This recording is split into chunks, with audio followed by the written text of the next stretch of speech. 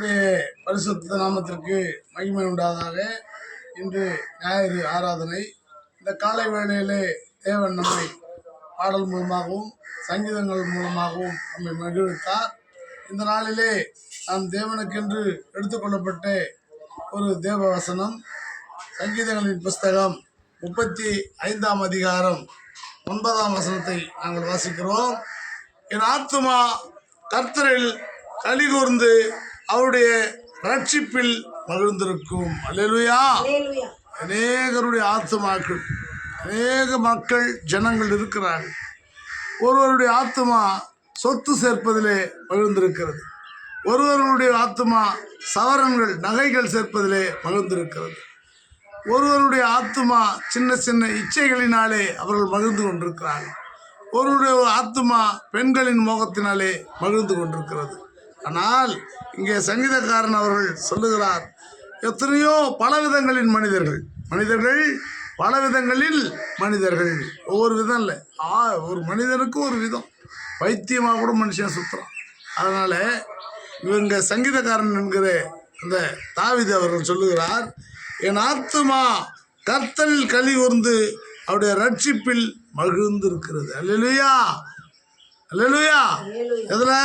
என் ஆத்துமா கர்த்தரில் களி கூர்ந்து அவருடைய ரட்சிப்பில் மகிழ்ந்திருக்கிறது. என் ஆத்துமா கர்த்தரில் களி கூர்ந்து அவருடைய ரட்சிப்பில் மகிழ்ந்திருக்கிறது என்று சங்கீதக்காரன் தெளிவாக சொல்கிறாருங்க. வானமும் பூமியும் ஒழிந்து போகும், ஆண்டவருடைய வார்த்தைகள் ஒழிந்து போகாது. ஆண்டவர் நம்மையெல்லாம் பரலோகத்தை அழைக்கிறார். நீங்கள் வாங்க, பரலோகத்துக்கு வாங்க, உங்களை நான் ரசிக்கிறேன், உங்களை நான் பலப்படுத்துகிறேன், உங்களை காத்துக்கொள்ளுறேன், இந்த உலகத்தில் என்னென்ன வேணுமோ நான் தரேன்னு சொல்கிறாரு. ஆண்டவர் சுகமாக தரேன். ஆண்டவர் அப்படி சொல்கிறாரு. 2வது வசனம் 10வது வசனம், 10வது வசனம் இல்லை 13வது வசனம், அவர்கள் வியாதியாக இருந்தபோது, தாவீதுடைய விரோதிகள் அவங்க நண்பராக இருக்கும் பொழுது வியாதியாக இருந்திருக்கிறாங்க. அவர்கள் வியாதியாக இருந்தபோது ரட்டு உடுப்பாக இருந்தது. அவர்கள் வியாதியாக இருந்தபோது ரட்டு என் உடுப்பாக இருந்தது. ரட்டுன்னா இடைக்கச்சை கட்டிக்கிட்டு அவர் ஃபாஸ்டிங்கில் அவர் உட்கார்ந்து மூங்கால் படிட்டு ஆண்டவரிடத்தில் அவங்களுக்காக வியாதிக்காக ஜெபித்துக்கிட்டு இருக்கிறாருங்க. அப்படி ஜெபிக்கும் பொழுது என்ன ஆச்சுன்னு பாருங்கள், உபவாசத்தால் என் ஆத்துமாவை நான் உபத்திரவப்படுத்தினேன். அல்லேலூயா. பட்னியினாலும் பசியினாலும் ஜனங்களுடைய ரட்சிப்புக்காகவும் வியாதிக்காகவும் தாவீது முழங்கால் படிட்டு ஜெபிக்கிற பொழுது அந்த ஜனங்க பாருங்க, நான் போன வாரத்தில் கூட சொன்னேன், ஒரு வீட்டுக்குள்ளே போகும்போது அவர்களை ஆசீர்வதிங்க. அந்த ஆசீர்வாதத்துக்கு அவர்கள் பாத்திரமாக இருந்தால் அந்த ஆசீர்வாதம் தங்கி அவர்களை ஆசீர்வதிக்கும். அவர்கள் பாத்திரம் இல்லை என்று சொன்னால், அவர் பாவத்திலே மரித்திருக்கிறார்கள் என்று சொன்னால் அந்த ஆசீர்வாதம் திரும்பி வந்து உங்களையே ஆசீர்வதிக்கும். நான் சொல்லியிருக்கிறேன் போன வாரத்தில் கூட. அது என்ன சொல்றதுன்னா, என் ஆத்மாவை உபத்திரப்படுத்தினேன், என் ஜபமும் என் மடியிலே திரும்பி வந்தது. அல்லேலூயா. நிறைய பேர் சொல்லுவாங்க, நான் பல இடங்களுக்கு போவேன், ஐயா இதுக்காக ஜெபிச்சிங்க, அதுக்காக ஜெபிச்சிங்க, ஐயா இதுக்காக ஜெபிச்சிங்க அப்படின்னு சொல்லுவாங்க. ஜெபிப்போம். அது நடக்காத போது ஏன் நடக்கலை? அங்கே அதுக்கு பாத்திரமா அவர்கள் என்ன பண்ணோம் இருக்கணும். அப்படி இல்லை, அந்த ஜபம் என்ன பண்ணோம் திரும்பி இங்கே சொல்கிற அழகாக சொல்கிற சங்கீதக்காரன், ஜபமும் என் மடியிலே திரும்பி வந்தது. அல்லேலூயா. ஏன்னா அந்த காரியம் அங்கே நடக்கலை. ஏன் நடக்கலை? அதுக்கு அவங்க பாத்திரமா இல்லை. அல்லேலூயா. அழகாக சொல்கிறாங்க சங்கீதக்காரன். அருமையாக படிங்க, சங்கீதத்தை படிங்க, நீதிமன்றத்தில் படிங்க, வேதவசனங்களை படிக்கும்போது தான் நமக்கு வந்து அது தெரிய வரும்.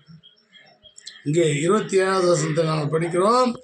என் நீதி விளங்க விரும்புகிறவர்கள், என் நீதி விளங்க விரும்புகிறவர்கள் கம்பீரித்து மகிழ்ந்து தம்முடைய ஊழியக்காரனுடைய சுகத்தை விரும்புகிற கர்த்தருக்கு மகிமை உண்டாவதாக என்று எப்பொழுதும் சொல்ல கடவார்கள். அல்லேலூயா, அல்லேலூயா. ஊழியக்காரனுடைய சுகத்தை விரும்புகிற கர்த்தர். அல்லேலூயா. ஊழியக்காரனுடைய சுகத்தை விரும்புகிற கர்த்தர். நீங்களும் கர்த்தருக்காக ஒரு சின்ன சின்ன ஊழியங்கள் செய்கிறீங்க, அதை ஊழிய செய்கிறவங்களுக்கு கொடுத்து உதவுறீங்க, ஊழிய செய்கிறவங்களை கனம் பண்ணுறீங்க, ஊழிய செய்கிறவங்களை கூப்பிட்டு வீட்டில் உட்கார வச்சு உபசரிக்கிறீங்க. அதனாலே கர்த்தர் உங்களை என்ன பண்ணுறாரு? ஆசீர்வதிக்கிறவர்களாக இருக்கிறார். என் நீதி விளங்க விரும்புகிறவர்கள் கம்பீரித்து மகிழ்ந்து தமது ஊழியக்காரனுடைய சுகத்தை விரும்புகிற கர்த்தருக்கு மகிமை உண்டாதாக என்று எப்போதும் சொல்ல கடவார்கள் அப்படின்னு சொல்லி இங்கே நீதிமொழிகளை பார்க்குறோம். என் நாவு உமது நீதியையும் நாள் முழுவதும் முது துதியம் சொல்லி கொண்டிருக்கும். என் நாக்கு இருக்குது பாருங்கள், என் நாக்கு உமது நீதியையும் நாள் முழுவதும் உம்முடைய துதியையும் சொல்லிக்கொண்டு. அல்லேலூயா, அல்லேலூயா. நான் என்ன பண்ணுவேன்? எழுந்தாலும் படுத்திருந்தாலும் உம்மை அல்லேலூயா. எழுந்தாலும் படுத்திருந்தாலும் உம்மை துதித்திருப்பேன். உமக்கு மறைவாய் எங்கே போவேன்? உமக்கு மறைவாய் எங்கே போவேன்? உம்மை விட்டு எங்கே ஓடுவேன்? நான் உம்மை விட்டு எங்கே ஓடுவேன்? அல்லேலூயா. நான் உம்மை விட்டு எங்கேயா ஓடுவேன்? ஆண்டவரே, நமக்கு விரோதமாக நான் என்ன செய்வேன்? நீர் எல்லாம் உங்களுடைய கண்கள் இந்த உலகத்தையே நோக்கி பார்த்து கொண்டிருக்கிறது. இந்த ஞாயிறு ஆராதனையிலே நாங்கள் இப்பொழுது ஜெபித்து இந்த சபையை முடிக்க கர்த்தர் கிருபை செய்வாராக. அன்பின் பரலோக பிதாவே, வந்திருக்கிற பிள்ளைகளுக்காக ஸ்தோத்திரிக்கிறோம், வராதிருக்கிற பிள்ளைகளுக்காக ஸ்தோத்திரிக்கிறோம். இந்த சபைக்கு வராவிட்டாலும் அவருடைய இருதயங்கள் இங்கே இருக்கிறபடினால அவர்களை ஸ்தோத்திரிக்கிறோம்.